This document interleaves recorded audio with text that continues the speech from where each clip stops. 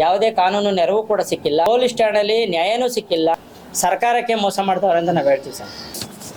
ದಿನಾಂಕ 14/12/2024 ಭಾನುವಾರ ರಾಮನಗರ ತಾಲೂಕು ಕೈಲಂಚ ಹೋಬಳಿ ಕೆಜಿ ಹೊಸಳ್ಳಿ ಗ್ರಾಮದಲ್ಲಿ ದಲಿತರ ಭೂಮಿ ಎಸ್.ಟಿ ಸಮುದಾಯದ ಮೇಧಾ ಜನಾಂಗದ ಒಂದು ಬಡ ಸಮುದಾಯದ ಜಮೀನಿನಲ್ಲಿ ಈ ಒಂದು ಸರ್ವೆ ನಂಬರ್ನಲ್ಲಿ ಅತಿಕ್ರಮಣ ಪ್ರವೇಶ ಮಾಡಿ 33 ಅಡಿ ಅಗಲ ಉದ್ದ ಒಂದು 100 ಅಡಿ ಅಗಲ ರಸ್ತೆನ ನಿರ್ಮಾಣ ಮಾಡ್ತಾರೆ JCBಲಿ. ಅದರಲ್ಲಿ ಸುಮಾರು ಒಂದು 40-50 ವರ್ಷಕ್ಕಿಂತ ಬೆಲೆ ಬಾಳುವಂಥ ಮಾವು 5, ತೇಗ 2, ಸಿಲ್ವರ್ 2, ಉಳ್ಚಿ ಮರ 1, ಹಾಗೆ ಸುಮಾರು ಒಂದು 15-20 ಮರಗಳನ್ನ ಏಕಾಏಕಿ ಕಿತ್ತಾಕ್ತಾರೆ.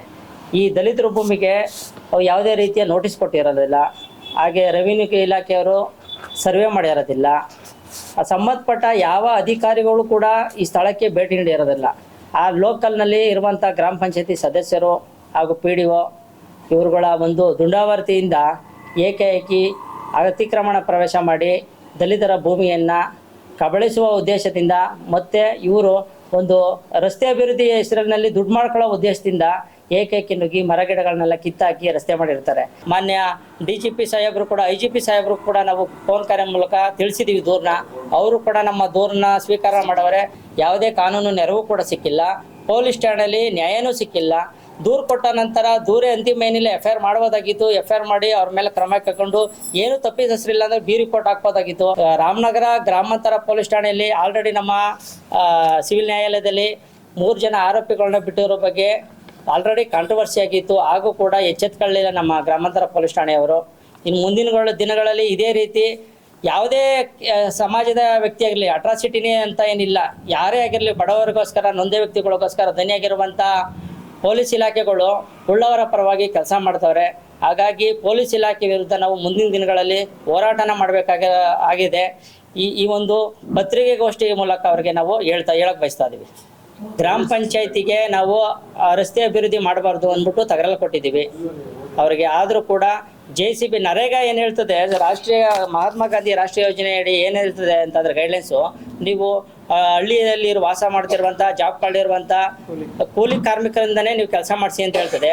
ಇವರು JCB ಮೂಲಕ ಕೆಲಸ ಮಾಡಿಸೋದು, ರೈತರನ್ನ ಕರ್ಕೊಂಡೋಗಿ ಫೋಟೋ ತೆಗ್ಸೋ ಕೆಲಸ ಮಾಡ್ತಾವ್ರೆ. ಇಲ್ಲಿ ಯೋಜನೆ ಸರ್ಕಾರದ ಸ್ಕೀಮು ಕೂಡ ದುರ್ಬಲ ಮಾಡ್ತಾವ್ರೆ. ಇವರು ಉಳ್ಳವರು ದುಡ್ಡು ಇಸ್ಕೊಂಡು ಈ ಒಂದು ಬೋಗಸ್ ಮಾಡ್ತಾ ಇರುವಂಥ ಕೆಲಸ ಆಗೋದಿದೆ. ಮತ್ತೊಂದು ಏನಂತಂದರೆ, ಒಂದು ಗ್ರಾಮ ಪಂಚಾಯತಿ ಅನುದಾನದಲ್ಲಿ ಅಂತ ಹೇಳ್ತಾರೆ ನರೇಗಾದಲ್ಲಿ, ಇನ್ನೊಂದು ಸತಿ ಜಿಲ್ಲಾ ಪಂಚಾಯತಿ ಅನುದಾನದಲ್ಲಿ ಮಾಡ್ತಾ ಇದೀವಿ ಅಂತ ಹಾಕೊಂಡವ್ರೆ. ಇನ್ನೊಂದು ಹಳ್ಳ ಅಭಿವೃದ್ಧಿ ಮಾಡ್ತಾ ಇದೀವಿ ನಾವು ಅಂತ ಹಾಕ್ತಾರೆ. ಒಂದೇ ಏರಿಯಾಕ್ಕೆ ಒಂದೇ ಜಾಗಕ್ಕೆ 3 ಬೋರ್ಡ್ಗಳು ಹಾಕೊಂಡು ಇವರು ಸರ್ಕಾರಕ್ಕೆ ಮೋಸ ಮಾಡ್ತಾವ್ರೆ ಅಂತ ನಾವು ಹೇಳ್ತೀವಿ ಸರ್.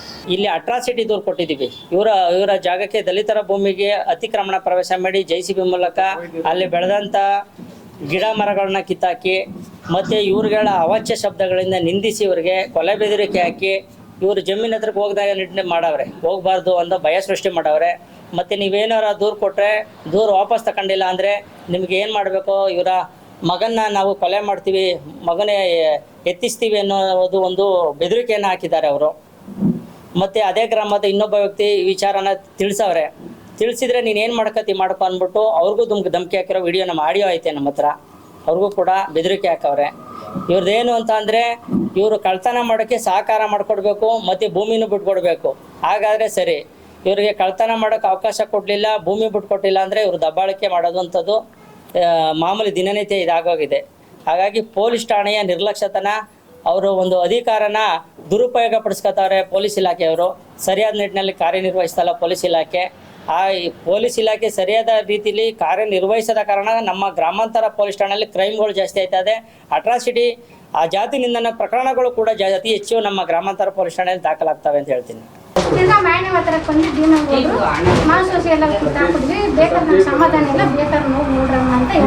ನಮ್ಮ ಮಕ್ಕಳುಗಳು ಸಾಕ್ಬೇಕಲ್ಲ ಅಂತ ನಮ್ಗೆ ಆ ಮಳೆನ ಕಿತ್ತಿ ಜೀವನ ಮಾಡಿ ಗೂಡೆ ತೋಟಕ್ಕೆ ಅದೆಲ್ಲ ಮಾಡಿ ನಾವು ಮಾಡುತ್ತು ಸಾದು. ನಾವು ಈ ಜಾಗ ಮಾಡ್ಕೊಂಡ್ಬಿಟ್ರೆ ನಿನ್ನ ಮಗನ ಕೊಲೆ ಮಾಡ್ತೀನಿ ಅಂತ ಹೇಳಿದ್ದಾರಂತೆ ಸರ್.